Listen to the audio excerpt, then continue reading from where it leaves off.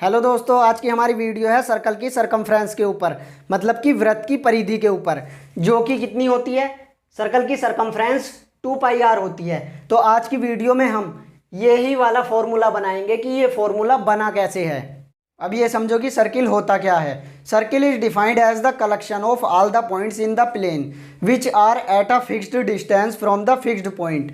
Fixed distance is called the radius of the circle and fixed point is called the centre of the circle. इसका हिंदी में ये मतलब हुआ कि समतल में बहुत सारे बिंदु और वो सारे के सारे बिंदु किसी एक निश्चित बिंदु से बराबर दूरी पर हैं। तो जब हम उन सारे के सारे बिंदु का कलेक्शन कर देंगे, सारे के सारे बिंदु को एक साथ जोड़ देंगे, तो हमें एक नई आकृति मिल जाएगी, उसे ही हम वृत्त बोलते हैं। तो वो जो निश्चित दूरी है वह मतलब निश्चित दूरी उस वृत्त की त्रिज्या कहलाती है, और वो जो निश्चित बिंदु था, निश्चित बिंदु वृत्त का केंद्र कहलाता है। और इस डेफिनेशन को और अच्छे से समझते हैं डायग्राम की मदद से। जैसे मान लिया मैंने प्लेन में कई सारे पॉइंट ड्रॉ कर लिए, ये कई सारे पॉइंट ड्रॉ कर लिए प्लेन में, मतलब कि कई सारे बिंदु समतल में ड्रॉ कर लिए, और इनके अलावा एक निश्चित बिंदु और था, उसे मैंने यहाँ पे ले लिया। तो जब मैं इन बाहर वाले पॉइंट का कलेक्शन कर दूंगा, मतलब कि बाहर वाले पॉइंट को एक साथ जोड़ दूंगा, जैसे कि जोड़ने का मतलब ये एक पॉइंट से दूसरा पॉइंट हमें जोड़ना है, सारे पॉइंट आपस में जोड़ने हैं, ये जोड़ दिया। तो इस टाइप की जो फिगर बनेगी उसे हम क्या बोलते हैं, सर्कल बोलते हैं, मतलब कि वृत्त बोलते हैं। तो डेफिनेशन में ये भी कहा गया था कि जो ये सारे के सारे पॉइंट्स हैं ये किसी एक निश्चित बिंदु से बराबर दूरी पर हैं। तो इसका मतलब ये हुआ कि यहाँ पे पॉइंट था, ये वाली भी दूरी बराबर होगी, ये वाली भी दूरी बराबर होगी, ये भी यहाँ जहाँ जहाँ पॉइंट है ये बाहर वाले, इन पॉइंटों से मैं अंदर वाले पॉइंट को मिला रहा हूँ। ये हो गया, ये हो गया, और यहाँ पर ये है पॉइंट, यहाँ पर यहाँ था, तो मैंने बाहर वाले पॉइंट को इस अंदर वाले पॉइंट से मिला दिया। तो ये जो सारी की सारी दूरी बनेगी ये बराबर होगी। इसी फिक्स्ड डिस्टेंस को क्या बोलते हैं, सर्कल की रेडियस बोलते हैं। मतलब ये वाली जो दूरी है ये वाली, तो ये इन्हीं निश्चित दूरी को हम वृत्त की त्रिज्या बोलते हैं। तो इसे मैं r से लिख देता हूँ। और जो ये निश्चित बिंदु था जो यहाँ पर है, मतलब फिक्स्ड पॉइंट जो था, इसे बोलते हैं हम सर्कल का सेंटर, मतलब कि वृत्त का केंद्र। और जो ये सर्कल होता है ये 2D फिगर होती है, इसमें 2 डायमेंशन होती हैं। तो यहाँ पर मैं लिख देता हूँ ओ जो है यहाँ पर, ओ सर्कल का सेंटर है, centre of circle, centre of circle मतलब वृत्त का केंद्र। और जो ये निश्चित दूरी है, चलो हम इसे ये मान लेते हैं ओ, यहाँ पे मैंने ए लिख दिया। तो ओ ए मतलब ये वाली जो डिस्टेंस है ये क्या कहलाई जाएगी, ये कहलाई जाएगी रेडियस ऑफ द सर्कल, वृत्त की त्रिज्या, रेडियस ऑफ सर्कल। तो जब ये ओ ए रेडियस कहलाई जा रही है तो ये भी रेडियस होगी, ये भी रेडियस, ये भी रेडियस, ये सारी रेडियस ही होंगी अंदर वाली, और ये सब आपस में बराबर होंगी। तो अब ये समझो कि सर्कल की सरकमफ्रेंस क्या होती है, मतलब कि वृत्त की परिधि किसे कहते हैं। तो जो ये बाहर वाली बाउंड्री है, ये वाली, ये जो सर्कल की बाहर वाली बाउंड्री है, इसे ही सर्कल की सरकमफ्रेंस बोलते हैं, वृत्त की परिधि बोलते हैं। दोस्तों हम एक एक्सपेरिमेंट करते हैं। जैसे कि मैंने 3 सर्किल लिए, 3 वृत्त लिए, और तीनों का साइज अलग अलग है। ये एक सर्किल लिए, इससे बड़ा ये लिया, और सबसे बड़ा ये है। तो ये 3 सर्किल ले लिए ये वाले। तो हम एक काम करते हैं कि प्रत्येक सर्कल की सरकमफ्रेंस निकालते हैं, मतलब ये बाउंड्री नाप के देखते हैं कि ये वाली चीज़ कितनी बनेगी। ये आई बात समझ में, बाउंड्री नाप लेते हैं कि ये कितना बनेगा, और प्रत्येक का डायमीटर देखते हैं। ये वाली चीज़, डायमीटर मतलब व्यास, और सरकमफ्रेंस मतलब परिधि। तो ये डायमीटर देख लेते हैं और इसकी सरकमफ्रेंस देख लेते हैं कितनी बनेगी। तो आइए फिर दोस्तों नापते हैं इन सर्किल की डायमेंशन। ये मैंने सबसे छोटा वाला सर्किल लिया, जिसका नाम 1 रख दिया। तो इसका हम डायमीटर नापते हैं, मतलब कि व्यास नापते हैं। तो डायमीटर क्या होता है, ये वाली लेंथ, मतलब कोई भी लाइन सर्किल के केंद्र से गुजरेगी वही सर्किल का डायमीटर कहलाया जाएगा। आई बात समझ में, सर्कल के केंद्र से कोई भी लाइन गुजरती है तो वो सर्कल का व्यास कहलाया जाता है। तो यहाँ पर ये सेंटर है इसका, तो ये वाली लाइन सेंटर से गुजरी है, तो ये क्या हो गया, ये डायमीटर हो गया, व्यास हो गया। तो इसे नापते हैं हम पहले, ये कितना आएगी। तो ये हमने एक तग्गा लिया, तग्गे की मदद से नापने की कोशिश करते हैं। तो यहाँ से यहाँ तक, तो ये इतना आया है, मतलब कि ये जो नीचे को तागा लटक रहा है ये वाला, यही क्या है, इस सर्कल का डायमीटर है, व्यास है। तो अब हम देख लेते हैं कि ये तागा कितने सेंटीमीटर है। तो इसके लिए हमने ये फीता ले लिया, फीते से नापते हैं।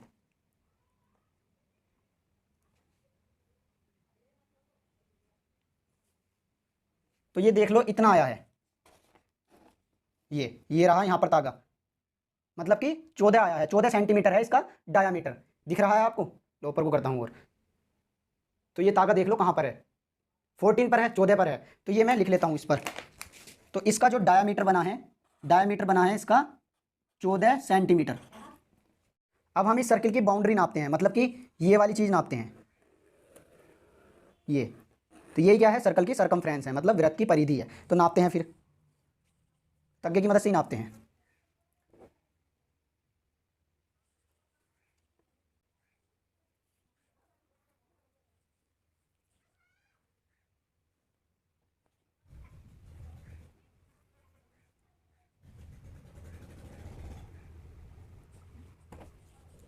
जैसे कि दोस्तों अब आप देख सकते हो इसकी बाउंड्री यहाँ तक आई है जहाँ तक मेरी पेन की टिप है। तो ये जो है ये तग्गे का एंड पॉइंट था। तो यहाँ से लेके यहाँ तक जहाँ तक ये पेन रखा हुआ है यहाँ तक ये इसकी बाउंड्री आई है। तो यहाँ से ही मैं इस तग्गे को उठा लेता हूँ और इस तग्गे को नाप लेंगे कि कितने सेंटीमीटर है ये। तो ये जो है ये इतना तग्गा जो है ये क्या है, इस सर्किल की सरकमफ्रेंस है, परिधि है मतलब। तो नाप लेते हैं इसे फीते की मदद से कितने सेंटीमीटर बना होगा ये।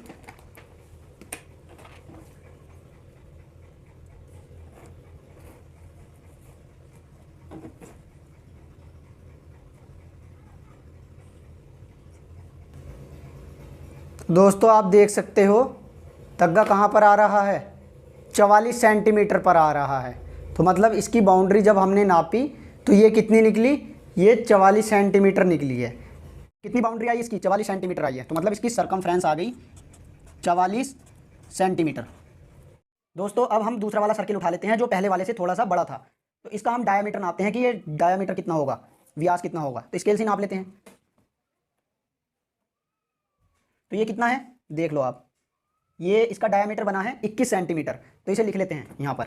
तो डायामीटर कितना आया, डायामीटर आया है इसका 21 सेंटीमीटर। तो इसकी भी हम बाउंड्री नापते हैं कि बाउंड्री कितनी बनेगी। तो ये हमने चारों तरफ तग्गा लगा लिया। तो तग्गे का एक तो ये वाला है एंड पॉइंट, और दूसरा कहाँ तक बैठेगा, दूसरा एंड पॉइंट यहाँ तक बैठेगा। ये मैं इसके पास में कर देता हूँ।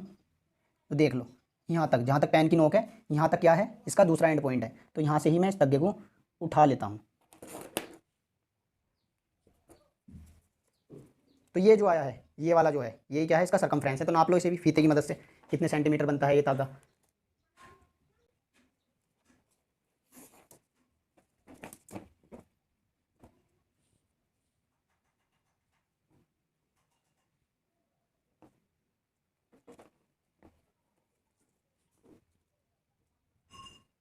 जैसे कि दोस्तों अब आप देख सकते हो कहाँ तक आया है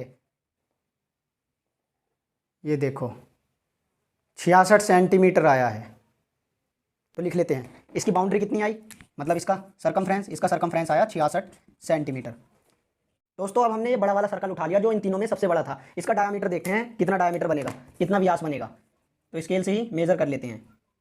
तो देखो ये यहाँ तक तो हो गया 30 सेंटीमीटर, यहाँ तक मैं निशान लगा देता हूँ। अब आगे का नाप लेते हैं 30 और 5 ये, तो 30 पहले और 5 ये, तो कितना हो गया 35 हो गया। तो लिख लेते हैं इसका डायामीटर कितना बना, इसका डायामीटर बना है 35 सेंटीमीटर। अब हम इसकी बाउंड्री नापते हैं कि बाउंड्री कितनी बनेगी। तो देखो ये इसके चारों तरफ तग्गा डाल लिया हमने, एक एंड पॉइंट ये वाला है और दूसरा एंड पॉइंट लगभग यहाँ तक बनेगा, ये जहाँ पेन की नोक है। तो यहाँ से उठा लेते हैं इसे तग्गे को। तो ये हमारा ये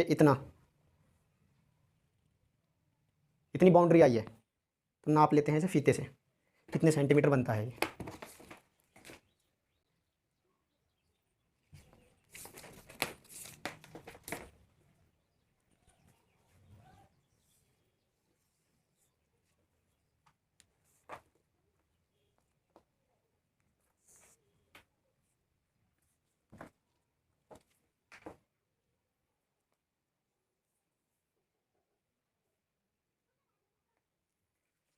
तो ये देख सकते हो आप, ये तग्गा आया है 110 सेंटीमीटर पर। देख लो इधर से, तो इसकी बाउंड्री बनी 110 सेंटीमीटर, लिख लो। तो इसका सरकमफ्रेंस आ गया, परिधि आ गई 110 सेंटीमीटर। इस प्रकार हम तीनों सर्किल की डायमेंशन निकाल चुके। जो छोटा वाला सर्किल है वो यहाँ पे ड्रॉ कर लेते हैं। इससे बड़ा ये था और सबसे बड़ा ये रहा।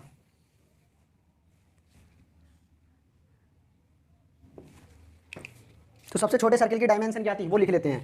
इसका डायामीटर तो आया था 14 सेंटीमीटर और सरकमफ्रेंस आई है 44 सेंटीमीटर। अब दूसरा सर्किल देख लेते हैं। इसका डायामीटर आया 21 सेंटीमीटर और सरकमफ्रेंस आई है 66 सेंटीमीटर। अब तीसरा वाला सर्किल देख लेते हैं जो सबसे बड़ा है। इसका डी आया है 35 सेंटीमीटर और सी 110 सेंटीमीटर। मैं कई बार बता चुका हिंदी में, डायामीटर का मतलब होता है व्यास और सरकमफ्रेंस का मतलब होता है परिधि। अब हम प्रत्येक सर्किल में C/D निकाल के देखते हैं। जैसे ये पहला सर्किल था, ये दूसरा है और ये तीसरा है। तो तीनों में हम C/D करके देखते हैं क्या आएगा। तो C कितना है इसका 44 अपॉन में 14। अब इसे काट लेते हैं, 2 से ये 7 बार और ये 22 बार। तो कितना आ जाएगा, ये आ जाएगा 22/7। अब इसी प्रकार दूसरे सर्किल में देखते हैं C/D। तो C/D, C कितना है इसका 66 और ये है 21। तो 3 से काटते हैं, 3 7 21, 3 दूनी 6, 3 दूनी 6, तो ये भी 22/7 आया। अब हम इसमें देखते हैं C/D करके। तो C/D is equal to, C कितना है इसका 110 है और D है 35। तो 5 से काटते हैं, 5 7 35 और 5 दूनी 10 और 5 दूनी 10, तो ये भी 22/7 आया। तो तीनों कंडीशन में C/D 22/7 ही आ रहा है, यहाँ पे भी 22/7 और यहाँ पे भी 22/7। मैंने इधर एक और सर्किल बनाया ये, और इसका ये सेंटर हो गया। तो इस सेंटर से यहाँ तक की डिस्टेंस क्या कहलाई जाएगी, रेडियस कहलाई जाएगी, मतलब कि R। अब इस पॉइंट से मैं इधर को लाइन बढ़ाता हूँ ये, तो ये भी क्या है, यहाँ से यहाँ तक R है, मतलब यहाँ से यहाँ तक भी R और यहाँ से यहाँ तक भी R। तो यहाँ से यहाँ तक क्या हो जाएगी 2R हो जाएगी, और यहाँ से यहाँ तक मतलब पूरी लाइन क्या कहलाई जाती है, ये पूरी लाइन सर्कल का डायमीटर कहलाई जाती है, मतलब सर्कल का व्यास कहलाई जाती है। तो यहाँ से हम ये लिख सकते हैं कि डायमीटर कितना हो जाएगा D is equal to 2R, मतलब कि सर्कल का डायमीटर रेडियस का दुगना होता है, वृत्त का व्यास त्रिज्या का 2 गुना होता है। तो जहाँ जहाँ पर इन इक्वेशनों में D है तो D की जगह पर हम 2R लिख लेते हैं इस इक्वेशन से। तो यहाँ पर D है तो ये कितना हो जाएगा C/2R इज इक्वल टू 22/7, यहाँ भी लिख लेते हैं C/2R इज इक्वल टू 22/7 और C/2R इज इक्वल टू 22/7। तो देखो जब ये तीनों इक्वेशन एक जैसी हैं, ये वाली भी और ये वाली भी, तो इन तीन की एक इक्वेशन लिख लेता हूँ मैं, यहाँ पे लिख लेता हूँ, जगह कम है नीचे, तो एक इक्वेशन लिख लेते हैं हम, एक से ही सोल्व कर लेंगे। तो C/ क्या बना है 2R बना है और इज इक्वल टू 22/7। तो ये 2R उधर ले जाओ गुणा में, तो 22/7 इंटू 2R।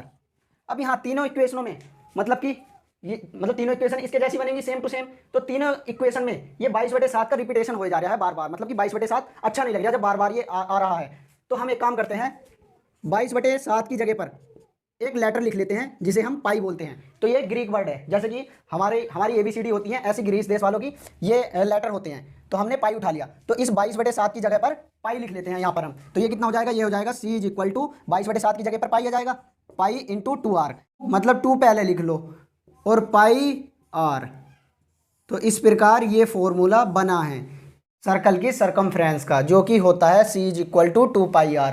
वृत्त की परिधि होती है 2πr। अब एक चीज़ और समझो, जैसे कि इन तीनों इक्वेशन में C/D 22/7 ही बन रहा है, इस चीज़ को इधर लिखो, C/D इज इक्वल टू 22/7। इस 22 की 7 से भाग कर दो तो ये आ जाएगा C/D इज इक्वल टू 3.14, लगभग इतना आ जाएगा 3.14। तो एक इक्वेशन तो ये हो गई। अब दूसरी इक्वेशन इसी में से बना लेते हैं, तो D को उधर ले जाओ तो ये हो जाएगा 3.14 इंटू D। तो दोस्तों पहली इक्वेशन का ये मतलब निकला कि सर्किल चाहे छोटा हो चाहे बड़ा हो, मतलब किसी भी प्रकार का सर्किल हो, यदि हम उसका C/D निकालेंगे तो वो हमेशा 3.14 ही आएगा।